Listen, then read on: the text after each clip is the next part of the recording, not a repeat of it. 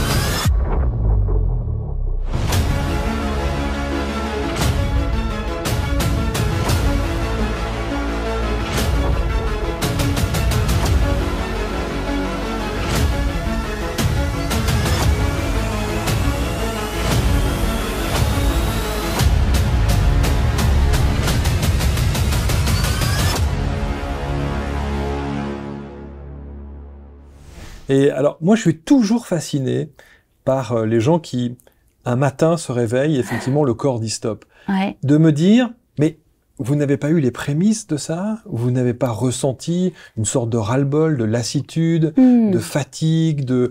On a tout le temps l'impression que la porte ou le mur arrive d'un coup un matin à 8 heures, mais que la veille au soir à 22 heures, on voit rien venir. Ouais. Et c'est vrai ce que vous dites, c'est-à-dire que je pense que j'étais assez dure avec moi-même, je ne m'écoutais pas, je n'écoutais pas les signes en fait, parce que c'est vrai qu'en y pensant bien, on est fatigué, on est démotivé, il y a des signes, hein, c'est sûr. J'avais beaucoup de rhume, je me souviens, je chopais tout ce qui arrivait. Le jour où j'ai arrêté, j'ai plus de rhume, j'ai plus de grippe, ça a été fini, quoi. J'étais surprise de voir à quel point j'avais une bonne santé.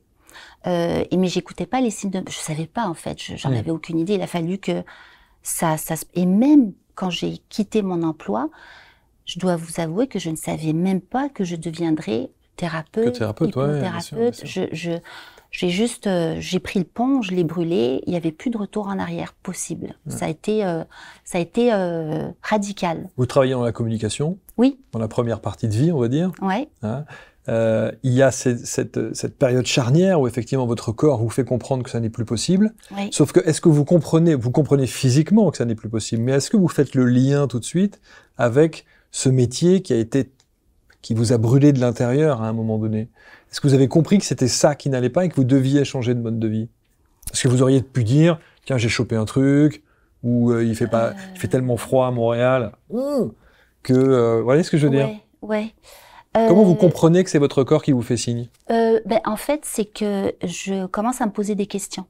Je commence à me poser des questions sur un peu comme si je fais, comment on appelle ça, une crise existentielle, où je me dis ça peut pas être ça la vie. Oui, j'aime mon métier, oui, c'est des beaux défis, mais pourquoi je suis venue sur Terre? Quel est le sens de oui, ma mais vie, alors quoi. une question mes enfants sont grands, ils sont plus là, je travaille, mais j'ai l'impression que je me sens vide en fait. Et je me dis ça peut pas être ça. Et je me dis, je me sentais coincée dans un carré de sable, dans un truc enfermant. Et je me dis ça peut pas être que ça la vie en fait. J'avais envie de partir en voyage, ce que j'ai fait. J'avais envie de découvrir, de me découvrir. Donc ça a été une explosion une fois que j'ai quitté mon travail effectivement. Mais je suis partie avec des questions sans réponse, en ne sachant pas quelle était ma mission, quel était le sens de ma vie et ce que j'allais faire après. J'en avais aucune idée en fait. La seule certitude que vous aviez, c'est que vous ne pouviez plus continuer comme ça. Exactement. Ouais, exactement. Donc là, c'est quand même abyssal. C'est-à-dire que le gouffre, il est quand même, vous êtes dans le vide, là, pour le coup. Ouais. Et lorsqu'on sait que le développement personnel ou la spiritualité n'a aucune résonance pour vous, vous vous retrouvez avec la nécessité de changer de job, Ouais. Vous ne savez pas comment. Ouais. Le développement personnel, la spiritualité ne vous appelle pas. Mais si, ça commence à Ça commence un peu quand même. Ah oui, quand même. Oui, Okay. oui. Parce que là, je me disais, qu'est-ce qui vous reste, quoi? Qu'est-ce qui vous reste? Vous voyez ce que Non, c'est vrai que j'ai commencé à suivre des ateliers. En fait, la porte d'entrée, ça a été la respiration consciente. Je suis allée chercher des formations là-dedans et aussi en méditation pleine conscience. Okay. Je suis allée me former là-dedans, mais c'était soft quand même. On arrive à cohabiter, mais c'est entre le travail, la rationalité, la méditation, parce qu'évidemment, je m'étais bien renseignée, c'est très appuyé scientifiquement, les bienfaits de la méditation. Donc j'étais c'est prouvé scientifiquement. Donc ça rassure. Oui, c'est ça, exactement. Donc ça a été ma porte d'entrée, si vous voulez, mais ce que ça fait quand on se met à l'écoute en pleine conscience, c'est qu'on commence à écouter ce qui se passe à l'intérieur de soi. Ah oui. Et là, on se dit, en fait, je sais pas vraiment qui je suis. En fait, oui, on le sait toujours. Mais je suis pas connectée à moi. Je suis pas en dialogue. Je suis pas en amitié avec moi-même. Je me suis contrainte dans un personnage avec et c'est pas mal en soi, hein, parce que ça m'a fait réaliser plein de choses. J'ai une très belle carrière, etc. Mais je sentais qu'il y avait quelque chose de plus. Et c'est aussi traverser son ombre, c'est aller dans des zones où et c'était prendre le risque, partir à l'aventure. Et ça me mettait en joie. Il y avait un côté de moi où le côté de prendre le risque comme ça, oui, la partie qui veut contrôler, qui est sécuritaire, etc., qui veut la sécurité financière, elle n'était pas du tout d'accord. Donc je me réveillais la nuit en me disant mais qu'est-ce que j'ai fait? Mais je suis complètement folle, je suis tarée, mais je vais me casser la gueule comme pas possible. Mais il y avait une autre partie qui me poussait à le faire. Comme ça me mettait en joie. Je me sentais fébrile quand je me mettais en contact avec ça. Ça a été une lutte à l'intérieur quand même pendant. Cette errance justement, elle a duré combien de temps? Oh, ça a duré un bon 3 ans. C'est long. Oui, c'est long. Mais en fait, je dis 3 ans, c'est-à-dire que j'ai suivi beaucoup de formations parce que j'adore ça et c'est presque un problème chez moi. Mais je me suis beaucoup formée. Et à travers ces formations, mais en fait, cette errance, c'était que je ne savais pas quel métier j'allais faire, comment j'allais gagner ma vie. Je m'étais organisée pour avoir un genre de sabbatique, si vous voulez, pendant une période de ma vie, je pouvais me permettre de me découvrir, de me chercher, ce que je souhaite à tout le monde, parce que c'est extraordinaire de pouvoir le faire. Mais comment j'allais gagner ma vie? Ça, c'était, j'avais pas la réponse. Et ça, il y avait des parties de moi qui n'étaient pas d'accord avec ce plan qui n'était pas un plan, en fait. Alors, vous parlez de vous, votre entourage également, qui doivent être particulièrement impactés par et votre état d'esprit, et votre souffrance corporelle, et le moral qui n'est peut-être pas nécessairement là, et ce besoin de changement, de transition, de prendre un virage à 360. Oui. C'est difficile aussi pour l'entourage. Il y a plein de gens qui vivent ce genre de situation-là. Oui, exactement. Et je dois vous dire que, à ma grande surprise, ça m'a pris du temps pour commencer à le nommer, pour commencer à oser dire ça va pas, il faut que ça change. Mais j'ai eu la chance, et ça je ne m'y attendais pas du tout, j'ai été très accueillie dans ça. Vraiment, je pense que j'avais autour de moi des gens quand même qui me faisaient confiance et qui disaient bon, c'est une crise. Ça va puis passer. elle va revenir sur le droit chemin. Donc ça allait. J'étais quand même bien organisée comme personne, etc. Donc ils avaient quand même confiance dans. Je parle de mon mari, mais j'ai quand même été surprise de voir qu'en fait les gens proches de moi, les amis proches, m'ont accueilli complètement là-dedans. Un peu comme si le message que je recevais, bah oui, ça m'étonne pas en fait. Vous voyez, c'est surprenant, hein. Alors que j'étais persuadée que j'avais des argumentaires pas possibles, je m'étais préparée au pire, etc. Puis en fait, non, c'était le conflit, il était à l'intérieur de moi, surtout. Hein. C'était mes propres jugements sur moi-même. On se rend bien compte qu'une famille aimante, un entourage avec beaucoup de compassion, avec beaucoup d'attention, voire de soutien, c'est quand même extraordinairement essentiel. Ça fait une grande différence. C'est sûr. Ça fait une grande différence, oui, tout à fait. Donc ça, j'ai énormément de gratitude dans ma vie. Et j'ai été surprise, hein, je dois dire que j'ai été surprise parce que je pensais vraiment que il y aurait beaucoup plus de résistance, il y aurait beaucoup plus de jugement. Non, ça a été quand même bien accueilli. Quand vous êtes du côté de votre côté, là, quand vous avez en face de vous une famille qui répond et qui est là et qui vous soutient, qu'est-ce que vous pourriez donner comme conseil aux familles qui, elles, se retrouvent face à quelqu'un qui a envie de changer de vie comme ça, qui est peut-être dans le jugement, dans l'incompréhension, qui peut-être dit à cette personne qui a envie de devenir thérapeute et donc de changer de vie, mais t'es complètement folle, enfin tu te rends pas compte, t'as tout pour être bien, qu'est-ce qui t'arrive, tu fais ta petite crise, ton petit burn-out, etc., etc. Ouais. Qu'est-ce qu'on peut dire à ces familles-là? Quelle attitude ces familles doivent avoir? C'est sûr que c'est de l'empathie, c'est de l'écoute, d'écouter ce que la personne elle dit, parce que probablement que cette personne-là elle ne s'écoutait pas. Hein. Quand on arrive à cette étape-là où on brise tout, on quitte tout, c'est qu'il y a une partie qui ne s'est pas écoutée, qui n'a pas été douce avec elle-même. Donc c'est de se mettre à l'écoute de l'autre, ce qui n'est pas facile, parce que quand on est en réaction par rapport à quelqu'un qui va tout quitter, ça nous confronte nous-mêmes à nos propres, à notre propre mode de vie, en fait. Bien sûr. Donc c'est de revenir vers soi et de dire, quand je vois l'autre faire ça, ça résonne quoi chez moi? En fait, j'ai peur de quoi? Je la juge de quoi? Je la juge d'être irresponsable. Est-ce que moi je suis responsable vis-à-vis moi-même avec mes propres choix de vie? Ouais, mais bon, c'est facile à dire, hein, mais et c'est difficile à faire, mais c'est un processus qui est intéressant.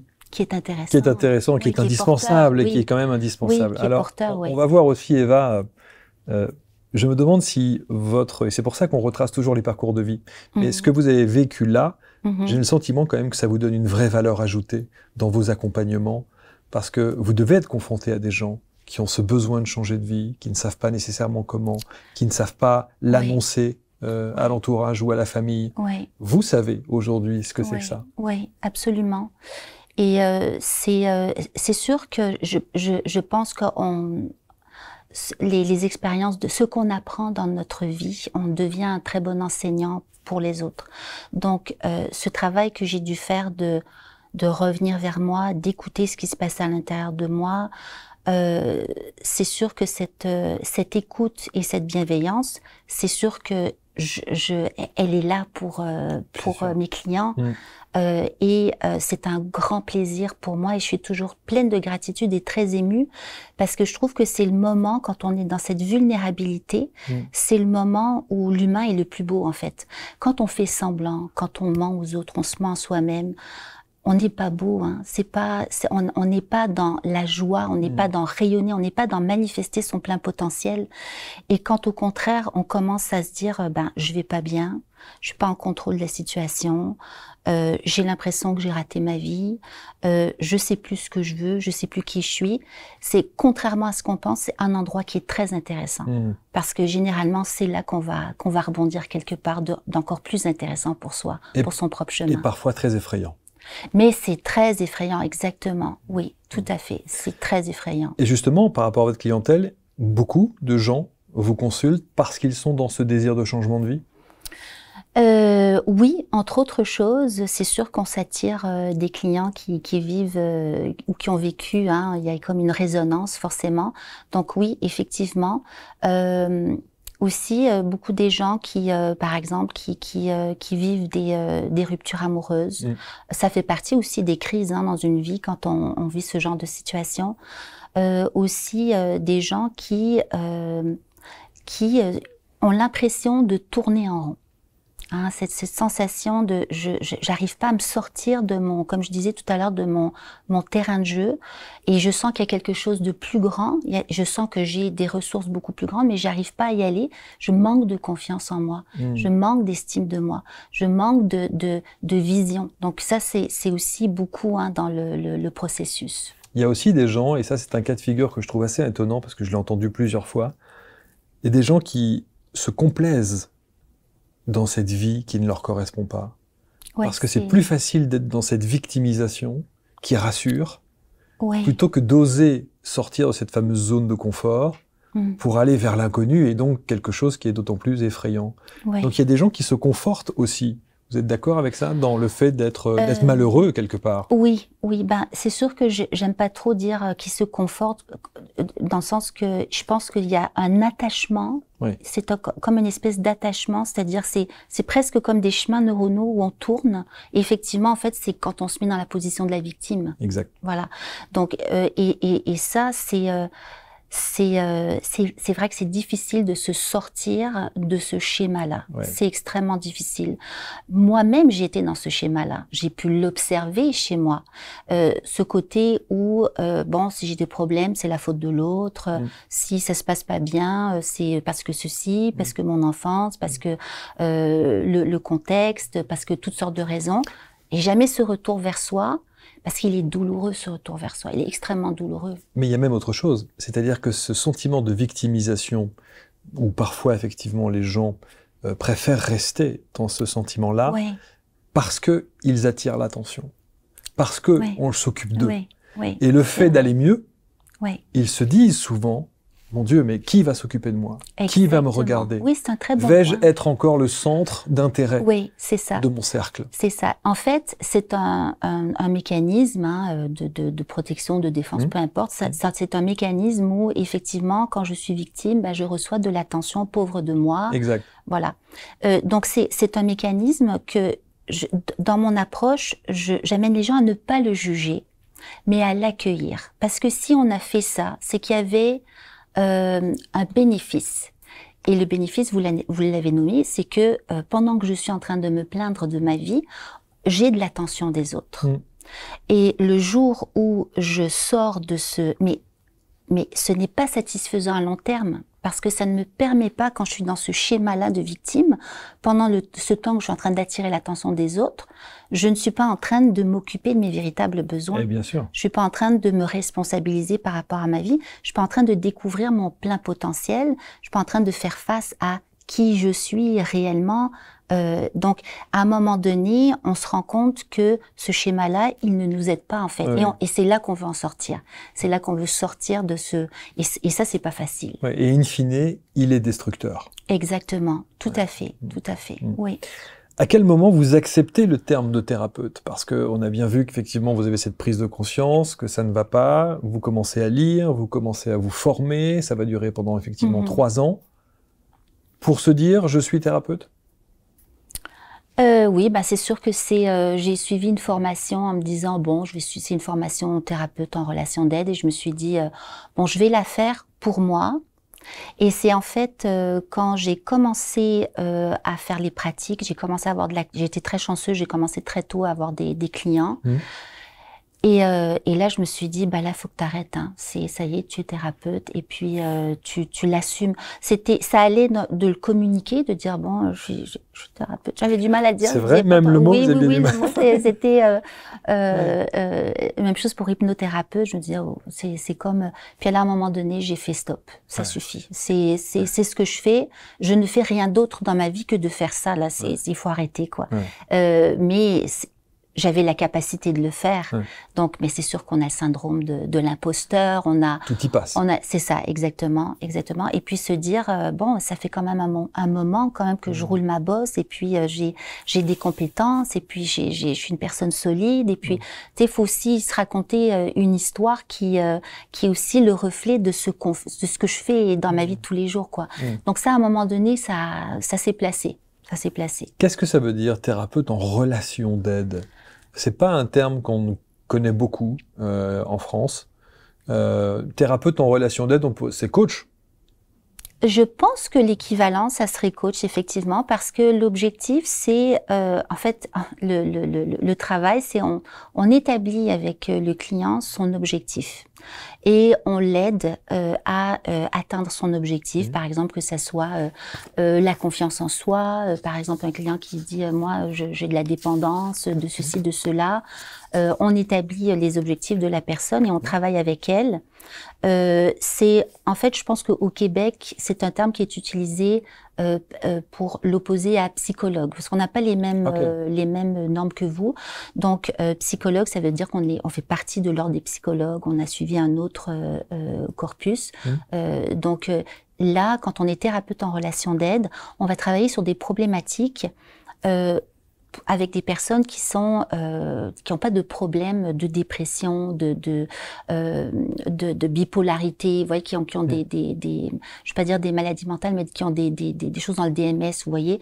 Donc, on va travailler avec des gens qui sont, on va dire, autonomes quand même là. Ça, il n'y a pas de pathologie lourde. Exactement, ça. exactement. Ouais, voilà, c'est ça, c'est la différence. Donc, mais c'est reconnu officiellement, thérapeute en relation d'aide, ici au Canada? Au Canada, je sais pas, mais au Québec, il y a des écoles qui donnent le titre, voilà, de thérapeute, relation d'aide, qui sont spécialisées là-dedans. Et c'est vraiment un corpus qui est différent de celui de psychologue. Et on est beaucoup plus dans du développement personnel, on est beaucoup plus dans la connaissance de soi, on est beaucoup plus dans comment dire, c'est ça, de l'enseignement. On n'est pas juste à écouter, on est beaucoup aussi, on dialogue avec la personne, on passe de l'enseignement. Vous voyez, donc ça c'est intéressant parce qu'il y a on donne des outils aussi. On parle de c'est quoi les émotions, vous voyez toutes ces choses-là. Il y a beaucoup d'enseignements qui est transmis. Donc ce que ça permet, c'est que la personne, lorsqu'elle a terminé, quand on arrive à la fin du processus qu'on a établi, elle est autonome. Elle a des outils. Ça ne veut pas dire qu'elle va pas replonger, mais elle sait que si elle vit telle situation, elle a des outils, des stratégies pour travailler sur elle. Un exemple, est-ce que vous avez d'un avant-après, de quelqu'un que vous avez accompagné et où vous avez ressenti véritablement la transformation, l'évolution? Ah oui. Oui, vraiment. Des gens qui arrivent avec un masque et qui repartent avec un sourire, enfin quelque chose qui fait que dans leur vie, tout a changé, quoi. Le travail n'est jamais fini, parce que c'est pas le but, mais c'est des gens qui vont repartir avec des outils et qui vont être capables d'abord, c'est développer l'auto-observation. Hein. Quand on fait ce travail de relation d'aide, c'est d'apprendre à se connaître, donc de voir nos mécanismes. De s'écouter. S'écouter, voir par exemple, je sais pas, quelqu'un qui a de la colère mais qui n'arrive pas du tout à l'exprimer, qui explose, c'est commencer à travailler comment elle juge elle-même la colère. Donc, ça peut être quelqu'un qui se contrôle beaucoup, par exemple, quelqu'un qui est très perfectionniste. C'est souffrant d'être perfectionniste. Moi, je l'étais, c'est de vouloir tout contrôler. Donc, de commencer à voir pourquoi j'ai tant besoin de contrôler, pourquoi est-ce que j'ai tant besoin d'être si parfaite alors que c'est techniquement impossible d'être parfait en tant qu'humain. Et c'est commencer à avoir ce petit sourire de quand on commence à s'observer, de dire ah ouais, je l'ai fait là, je l'ai fait. Alors c'est revenir à soi, de quoi j'ai besoin dans ce moment-là, de quoi j'ai peur. C'est beaucoup la question, c'est de quoi j'ai peur, parce que si je veux tellement pas me mettre en colère, ou si je veux tellement contrôler, ou si je veux être tellement parfaite, ou si je veux tellement éviter de la confrontation, c'est qu'en arrière il y a des peurs, et c'est ça qu'on va travailler. Quel exemple donc vous avez un en tête? Plusieurs, hein, comme ça, que je vous ai nommé. Est-ce que j'ai des exemples concrets? Quelqu'un qui arrive avec une problématique spécifique et qui vous en fait part, et ce travail fait qu'il y a ça peut être des problématiques de couple. Je trouve toujours ça. C'est souvent le couple qui revient chez vous. C'est parce que c'est un. Oui, c'est pas toujours le couple, mais c'est que ce que je trouve intéressant dans le couple, c'est que la personne avec qui on vit sa vie, c'est parfait pour venir nous renvoyer. Oui, c'est challenge. C'est ça, nous challenger. Donc, ce qui est intéressant, c'est que la personne, elle va arriver et puis elle va dire bon, ça va pas du tout, il y a pas de communication, il y a pas de connexion avec mon conjoint, par exemple. Et tout le travail, ça va être de voir, en fait, la connexion, le manque de communication, le manque d'empathie que je sens chez mon conjoint. En fait, c'est dans mon rapport à moi-même. Est-ce que moi, je suis connectée réellement avec moi? Est-ce que moi, j'ai de l'empathie pour moi? Est-ce que c'est ça qu'on revient vers soi? Sauf que là, le travail, on a le sentiment, on a le sentiment qu'il ne se fait que d'un côté, que de celui je comprends ce que vous voulez dire, qui vous consulte, et pas nécessairement vers l'autre. C'est la question qu'on peut se poser. Oui, mais en fait, c'est commencer par revenir vers soi, dans la relation à soi, et ce n'est pas de nier nos besoins relationnels. Mais vous voyez que si je suis en train de dire à l'autre, tu m'écoutes jamais, tu veux jamais rien faire, tu veux jamais partir en voyage avec moi, etc., etc., je suis en train d'accuser l'autre. Hein, je suis en train de... Donc l'autre est dans une position complètement défensive, va se défendre de ça parce que son ego est attaqué. Bon, c'est normal. Hein. Mais si je commence à travailler sur moi en me disant, en fait, ce que je reproche à l'autre, c'est peut-être quelque chose que je ne sais pas me donner à moi-même. Et comment est-ce que je peux commencer à me le donner à moi-même? Commencer par m'écouter, par dialoguer avec moi-même, avoir mes peurs. De quoi j'ai peur quand je vois que l'autre m'écoute pas? De quoi Vous voyez, tout ce travail qu'on fait à l'intérieur de soi. Et quand ça commence à être placé, je peux revenir vers l'autre et lui dire, tu sais, j'ai un grand besoin, tu sais, dans mon besoin relationnel, de revenir vers l'autre, non pas en lui faisant des accusations, mais en lui partageant, en se montrant vulnérable. Voilà, quand ça se passe comme ça entre nous deux, ça me fait beaucoup de peine, ça me fait vivre X, Y, Z, je commence à parler de moi. Et là, vous voyez que la connexion avec moi, elle commence à se faire, et en parlant de moi, et l'autre est plus ouvert à m'écouter, puisque on peut pas, je me sens comme ceci, ou je me sens comme, on peut pas être contre.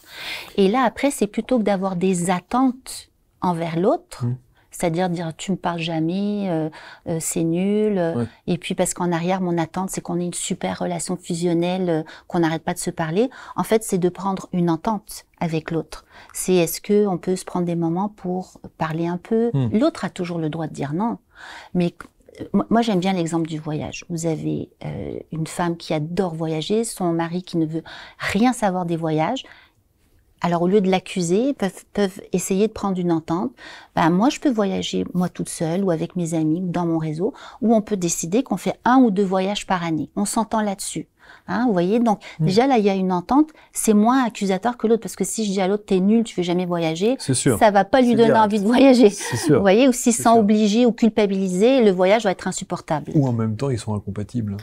Ou absolument, exactement. Donc peut-être que c'est là, en travaillant sur moi, c'est la conclusion à laquelle je vais arriver. C'est possible aussi. Ils sont juste pas faits pour être ensemble. Exactement. C'est possible. Mais du coup, je vais moins accuser l'autre. Je vais me dire bon ben, on n'est pas fait l'un pour l'autre. Et puis toi, tu as besoin de rester au même endroit tout le temps. C'est correct, quoi. C'est pas contre moi en fait que tu agis comme ça. Donc vous voyez que ça change la perspective de beaucoup. Mais souvent, très souvent, il y a une ouverture qui va, il y a une ouverture très souvent qui va se faire de la part de l'autre. Hein. Quand je change mon rapport à moi-même, ça résonne à l'extérieur. Oui, parce que ce rapport à soi-même change, le ton change, l'approche change, les mots changent, la vibration change. Exactement, exactement. Et donc, la réception en face se fait différemment. Exactement, tout à fait. C'est moins abrupt. Ouais, tout à fait. C'est plus des hommes qui sont confrontés à ce genre de situation, donc des femmes qui viennent très souvent vous voir quand il s'agit de parler de couple?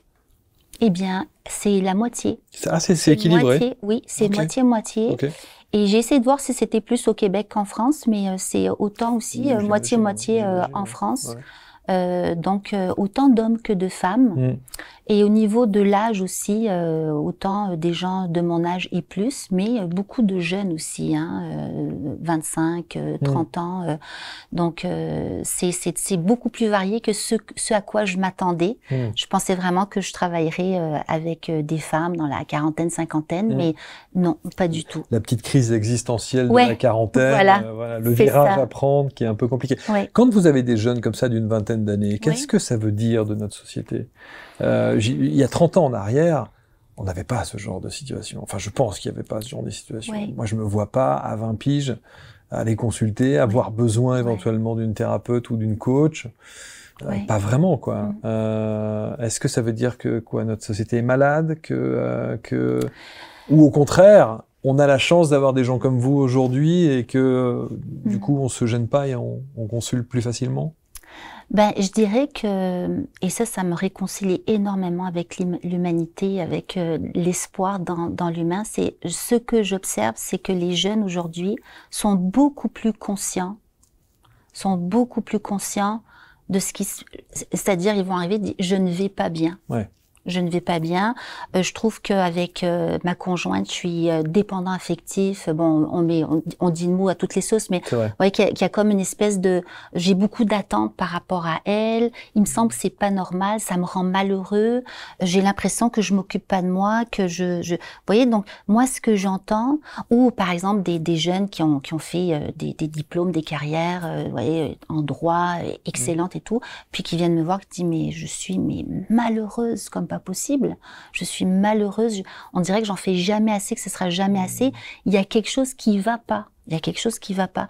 Et quand j'entends ça, moi je me dis mais là on a fait c'est une très bonne base là, parce que la personne elle veut comprendre ce qui se passe à l'intérieur d'elle-même. Et j'ai l'impression que les jeunes sont peut-être plus outillés que par exemple ma génération pour comprendre que c'est pas normal d'être de mauvaise humeur, c'est pas normal de se sentir triste, c'est pas normal d'avoir des pensées récurrentes qui sont négatives, et ils veulent changer ça, ils veulent comprendre, mais qu'est-ce qui se passe? Donc ça, moi je trouve ça extraordinaire. Alors, vous savez, c'est tout le paradoxe, et c'est toujours très intéressant d'avoir votre point de vue là-dessus, parce que on entend plein de sons de cloche sur ça. Quand on dit c'est pas normal d'avoir ceci, c'est pas normal. Et puis vous avez des consoeurs ou des confrères à vous qui vont dire et c'est ok. Je suis parfaitement imparfait. Exactement. Et si je suis en colère, eh ben c'est normal. Ouais, et c'est pas un problème. Vous voyez ce que je veux dire? Et c'est là où il y a parfois un discours qui s'oppose entre certains. Vous dites c'est normal, vous dites c'est pas normal, alors que d'autres vont dire mais c'est complètement normal. Vous voyez ce que je veux dire? C'est-à-dire c'est pas moi qui dis que c'est pas normal, mais c'est le jeune qui se ressent comme ça, qui se dit voilà en fait je suis malheureux dans ce que je fais. Ouais. Donc qu'est-ce qui se passe en fait, donc qui veut le comprendre, ou un homme qui vit difficilement sa colère. Donc oui, c'est tout à fait normal d'être en colère, mais ce qui est intéressant, le travail à faire avec lui, par exemple, si on parle de la colère, c'est de se dire c'est quoi le jugement que tu as sur la colère? Comment est-ce que tu as appris à la gérer? Qu'est-ce que tu as vécu par rapport à la colère? Vous voyez, et puis souvent, c'est qu'il va y avoir une partie de soi qui va dire ah non, se mettre en colère, c'est hyper mal, parce que c'est ce qu'il a appris toute sa vie, donc il va y avoir un gros jugement. Alors que la colère en soi, enfin, c'est pas, je vous parle pas de tout casser, faire l'incroyable Hulk, là, c'est pas ça. Mais je veux dire de sentir sa colère, de se connecter à sa colère et d'apprendre à la gérer. Ça, c'est hyper sain, quoi. C'est normal de sentir de la colère. Et c'est comme les thérapeutes qui vous disent, effectivement, la colère est saine. Oui. C'est une bonne énergie, la colère. Oui, absolument. C'est une bonne énergie. Oui. Vous savez que quand on m'a dit ça un jour, c'est une bonne... Parce que j'ai un problème avec la colère. Ah, vous voyez, voilà, très souvent, très longtemps, je me suis levé avec la colère, couché avec la colère, et réagir en colère, en permanence, en surréaction de quelque chose qui est bénin, et c'est pas la peine d'en faire une montagne, etc., etc. Donc je me suis beaucoup posé la question sur la colère, jusqu'au jour où on m'a dit, mais il est où le problème? La colère est une énergie forte, puissante, créatrice. Oui. Et il faut la prendre sous cet angle-là. Oui, exactement, exactement. Et c'est un peu tabou, hein, aussi. Ah, mais c'est sûr, c'est sûr, c'est sûr. C'est montrer on a le sentiment parfois que c'est montrer une phase de sa vulnérabilité. Exactement. Se dire, t'es un colérique, t'es coléreux, t'es ceci, t'es cela, donc c'est très péjoratif. C'est ça, c'est ça. Donc l'idée, c'est vraiment de rentrer en amitié, on va dire, avec sa colère, d'aller lui parler à sa colère, de comprendre, parce que c'est un message extrêmement important qu'elle nous passe, la colère. Hein. C'est qu'il y a des peurs, il y a des limites, il y a du respect, il y a des choses qui sont pas, on sent pas respectées, on sent que nos limites sont dépassées. Ça nous dit beaucoup de choses, hein, la colère. Donc de l'écouter. Qu'est-ce que ça veut me dire en arrière? On sait que tout bon thérapeute commence par faire un travail sur soi. Quel a été pour vous, moi c'était la colère, quel a été pour vous le travail le plus intense à faire pour comprendre certaines choses de votre existence et de cet ex-mal-être? Oui, Marc, je vais te dire, ça a été la colère pour moi aussi. Ah, c'est la colère aussi. La colère aussi. Parce que je suis quelqu'un qui n'a pas écouté sa colère, qui ne la comprenait pas. Et quand j'ai commencé à faire le travail sur moi, ce qui est monté, j'ai été envahie par la colère en fait, parce que je m'étais tellement toute ma vie contrôlée dans une forme de rigidité conforme, hein, où la colère pour moi c'était un manque de contrôle de soi. J'avais énormément de jugement. Et à un moment donné, j'ai commencé à écouter ce qui se passait à l'intérieur de moi et j'avais énormément de colère. Et là, c'était franchement désagréable. Hein. Il y a souvent, on traverse le désert à un moment donné hein, quand on fait un travail sur soi, parce que je me disais, mais comment je vais faire pour m'en sortir de cette colère? Comment je vais faire pour comment je me sors de là pour la gérer? Et ça peut m'arriver encore hein, d'être prise dans une colère, vous voyez, dans des cas extrêmes, de pas savoir. En fait, c'est que dans mon cas, c'est que je ne savais pas mettre mes limites au bon moment. Parce que comme je suis douce, gentille, souriante, etc., c'est pas un espace pour mettre ses limites. Hein. Donc, quand on se met en contact avec sa colère, c'est une énergie qui est puissante. Hein. Et là, ben, je savais pas trop quoi faire avec. Mais j'ai appris et je continue d'apprendre à la, je dirais pas la maîtriser. Ouais, attention aux mots que vous allez utiliser. Hein, mais bien comprendre ce qu'elle veut me dire et assez tôt. Parce que comme j'ai appris à me couper de mes émotions, j'avais appris dans ma vie précédente à me couper de mes émotions, je la sentais pas monter. Vous m'auriez dit que j'ai peur de quelque chose. Non, j'ai pas peur. J'ai pas peur, je suis pas triste, je suis pas en colère, je suis pas en contact avec mes émotions. Cette colère qui visiblement vous a quand même beaucoup impacté, vous a habité pendant longtemps. Cette colère-là, et vous l'expliquez, c'est pour ça que je me permets d'y revenir, parce que vous dites, je me suis coupé de mes émotions, et ça c'est une tranche de vie douloureuse de votre histoire, de votre enfance et de votre adolescence, et notamment le rapport à votre père. Hein, que vous avez recherché, que vous avez, voilà, cette rencontre qui s'est faite sans se faire, etc. Vous l'expliquez très très bien, et c'est encore une fois quelque chose de très intime, et si vous avez envie de l'évoquer, vous pouvez le faire, mais je vous laisserai le faire. Vous pensez que cette colère, elle vient de là? Oui, alors je pense en partie, hein. En fait, cette expérience que j'ai vécue, notamment avec mon père, du fait aussi que j'ai été élevée par une maman seule, hein, donc il y avait une pression d'être une jeune fille bien élevée, que tout va bien. En fait, vous savez, la colère, j'ai découvert qu'elle était contre moi-même en fait. Parce que je ne m'étais pas laissée, et puis c'est normal hein, que je veux dire, c'est pas un jugement hein, quand je dis ça, mais en fait c'est que la colère elle était contre moi-même de ne pas m'être écoutée, de m'être coupée de moi-même à un moment donné, parce que c'est ce que j'ai fait, mais c'est un choix que j'ai fait inconscient, mais c'est le choix que j'ai fait pour survivre, et c'est ni bien ni mal. Mais le prix à payer, c'est que après, quand les émotions, elles nous débordent et que notre corps nous parle, là, il faut ramasser les morceaux, il faut prendre soin de beaucoup de choses, quoi. Donc, oui, cette colère, elle vient de là, du fait de m'être coupée de mes émotions, d'avoir fait ce choix inconscient de venir par manque de votre père. Par manque de la présence de votre père. Par manque de la présence de mon père, et aussi par cette obligation en fait, de choisir d'être une jeune fille parfaite. Oui, c'est ça. Vous voyez? Donc, ça m'a permis de survivre, ça m'a permis de faire beaucoup de choses, d'avoir ce masque, hein, parce qu'on peut le nommer, hein, c'est une carapace, c'est un masque, mais ça m'a coupé de mon côté aventureux, de ma spontanéité, de beaucoup de choses, mon côté artistique, d'énormément de choses. Donc, vous voyez que la colère, elle est en partie contre moi-même. Comment tout ça vole en éclats alors à ce moment-là? Comment est-ce que vous arrivez à surmonter ça, peut-être, j'aime pas maîtriser les émotions, parce qu'on me dit souvent, une émotion, ça se maîtrise pas. Ouais, c'est ça d'être traversée. Ouais, elle vous traverse, et puis ensuite, voilà, c'est un long processus. J'imagine. C'est un long processus. D'abord parce que faire des prises de conscience, c'est long. Hein, c'est long d'aller dans son ombre et d'aller voir, d'aller rencontrer la petite Eva qui s'est fermée, qui est triste, tout ça. Vous avez fait quoi alors, les méthodes que vous avez utilisées justement pour aller chercher cette petite Eva? Ça a été beaucoup travaillé sur les blessures de l'âme, hein, énormément. Okay. Donc, de voir, en fait, c'était fantastique. Je les avais toutes. Donc, j'ai travaillé une à la fois. Vous voyez, telle situation, éveil. Je voyais tel masque. Donc, la perfectionniste, hein, beaucoup. C'est la première qui a la perfectionniste, qui était l'ancienne directrice des communications dans un centre de recherche et qui contrôle tout et qui, pourquoi est-ce que je fais ça, en fait? Pourquoi est-ce que j'ai fait ça? Pourquoi est-ce que je me J'ai infligé ça. Ouais, c'est ça. Pourquoi est-ce que j'étais dans ce moule, etc. Et c'est d'aller voir, c'est la peur d'être rejeté, la peur de pas être aimé, la peur de ci, la peur de ça. Et c'est énorme, c'est très très souffrant. Et cette peur-là, les premières fois où on entre en contact avec nos peurs et avec de rejet notamment, c'est extrêmement souffrant. On se dit non, je peux pas aller là, je vais mourir.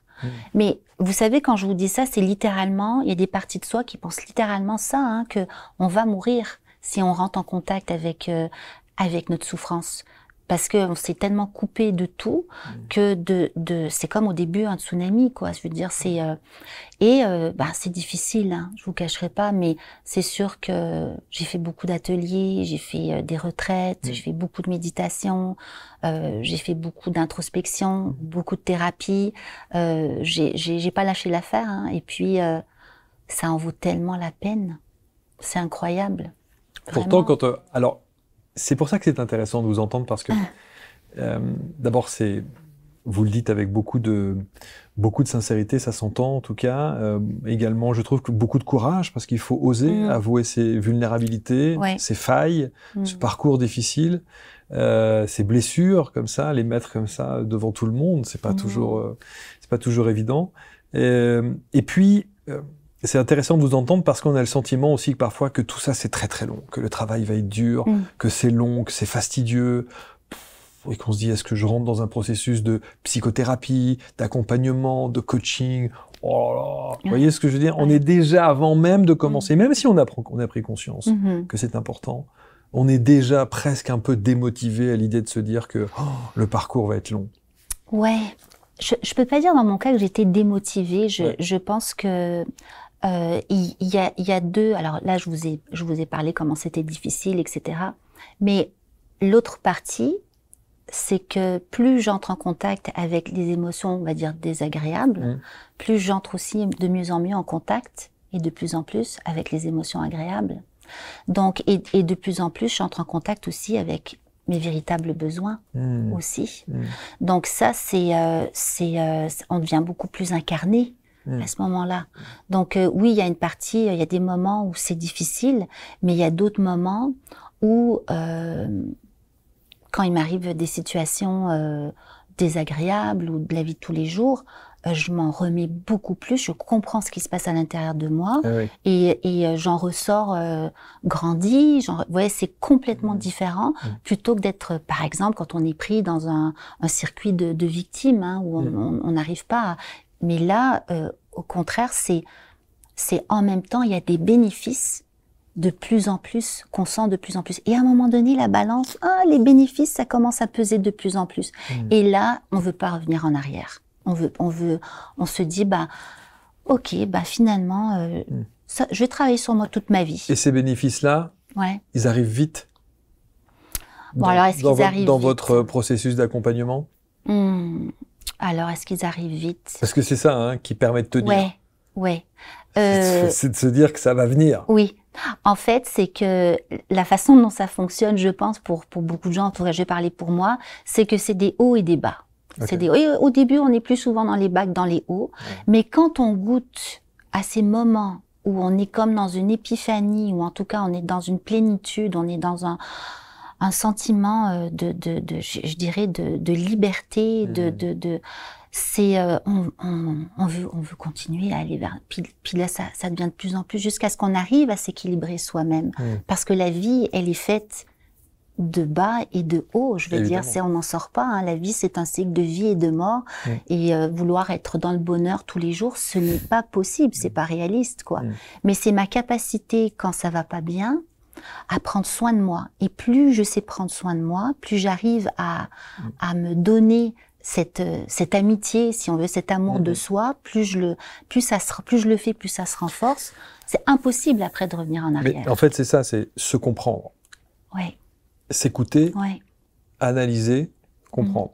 Oui, exactement. Et une fois qu'on a ce triptyque-là, on peut tout endurer, on peut tout accueillir. Oui, exactement. Toutes les phases plus ou moins délicates de la vie, Oui, oui. elles semblent en tout cas moins difficilement surmontables, quoi. Oui, exactement. Et c'est là aussi qu'on arrive à faire de plus en plus de choses qu'on pensait pas possibles. C'est là qu'on arrive qu'il y a des synchronicités aussi dans nos vies qui commencent à se mettre en place. Oui, bien sûr. On rencontre des gens, tout à coup, ça se met à bouillonner dans la manifestation de notre plein potentiel, en fait. Mais parce qu'on vibre différemment. Exactement, Donc, exactement. on attire différemment. Et un des signes, pour revenir, parce que je sais pas si j'ai vraiment bien répondu à votre question, parce que je pars un peu dans toutes les directions des fois, mais un des signes avec mes clients quand je vois que ça commence à aller mieux comparativement le jour 1, c'est je ne vais pas bien, j'y arrive jamais, les discours très très négatifs. Et là, tout à coup, c'est commence à se passer des choses, la personne commence à prendre des actions, il y a des mais finalement j'ai trouvé un partenaire d'affaires, on va partir tel truc, finalement je lâche tel truc, je vais dans j'ai rencontré quelqu'un, ça se passe super bien, des confrontations avec telle personne, les conflits, tout à coup il y en a moins, et c'est là qu'on voit que le travail se fait. Et là je fais observer à la personne de se rappeler jour 1 tout le discours négatif. Et c'est souvent, de toute façon, il me comprend jamais, de toute façon. Et c'est en ce moment, c'est comme ça. En ce moment, je rappelle toujours, c'est en ce moment. Et la personne de plus, ok, en ce moment, c'est difficile, en ce moment. Mais parce que l'ego nous maintient toujours dans ce toujours et jamais, qui nous rend tellement malheureux, parce qu'on finit par y croire. Hein. Donc, voilà. Votre accompagnement se fait en général sur combien de temps ? Alors, ça dépend des personnes, c'est variable, c'est sûr, mais c'est sûr qu'un accompagnement, par exemple, de 12 semaines, c'est intéressant.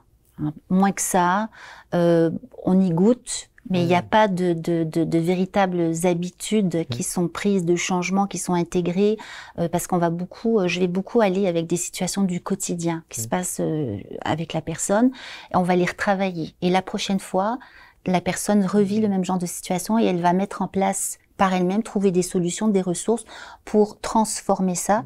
Donc, 12 semaines, c'est... Une fois par semaine ?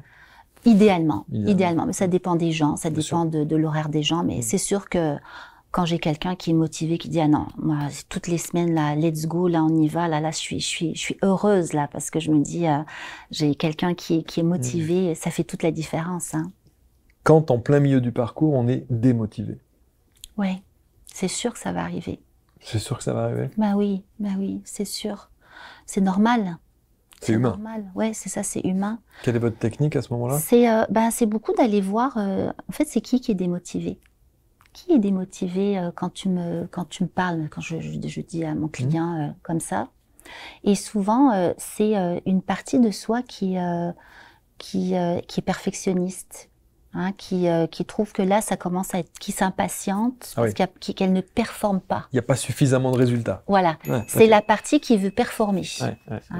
Donc là, c'est ok parce que les processus, ça marche pas comme. C'est pas un claquement de voilà, doigts, j'investis tant de temps, machin, bien et sûr, puis non, c'est pas ça. Donc et très souvent, c'est ça, c'est quand on part à la rencontre de cette partie de soi qui veut des résultats. Parce que s'il n'y a pas de résultat, elle va se mettre de toute façon, ça sert à rien, tu arrives jamais à rien, regarde, c'est nul, tu gaspilles ton temps, tu gaspilles ton argent, etc., etc. Et là, la dévalorisation, elle commence.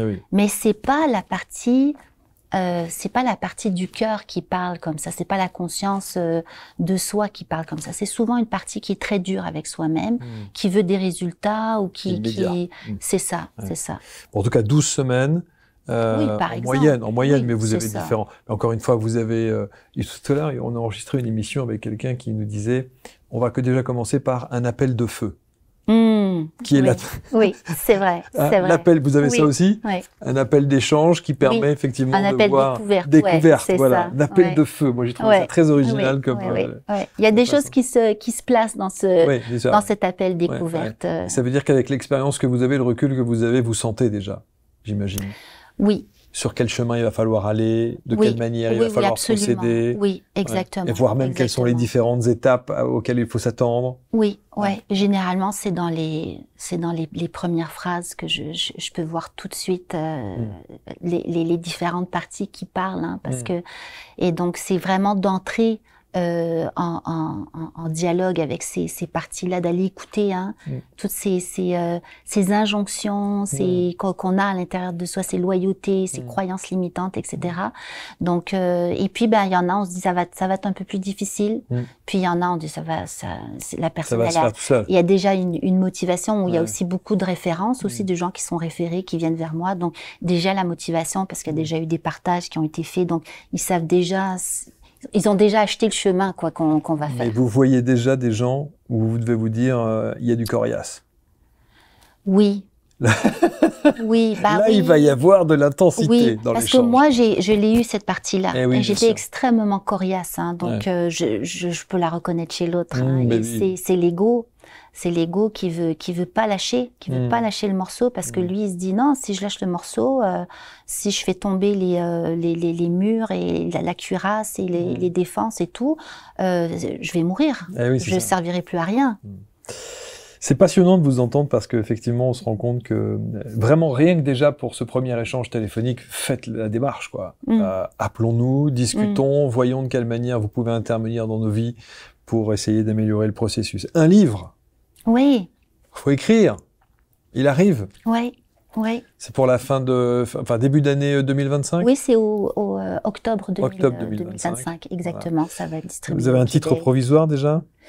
Oui, alors c'est libérer le pouvoir. Libérer le pouvoir de vos univers intérieurs. Exactement. Ou libérer le pouvoir de votre conscience intuitive. On va voir, c'est un titre de travail. Et ça va reprendre le protocole, j'allais dire, de votre accompagnement? Non, je vais un petit peu plus loin. Okay. Non, je vais un petit peu plus loin cette fois-ci parce que je parle vraiment de ce retour, faire ce retour à soi, de libérer les univers qu'on a à l'intérieur de nous. Okay. Et de se reconnecter, ou en tout cas de développer notre conscience intuitive que j'oppose à la conscience analytique, qui est vraiment la conscience pragmatique, logique, scientifique, mentale. C'est là que l'ego est, c'est là que les mécanismes de défense se trouvent. Et c'est vraiment de se connecter avec différents outils à notre conscience intuitive, où là, on est dans le moment présent.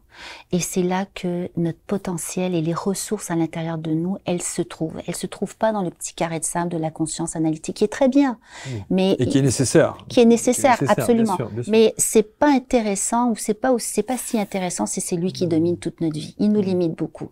Tandis que la conscience intuitive, elle est complètement ouverte dans le moment présent, sur le potentiel, sur l'infini, etc.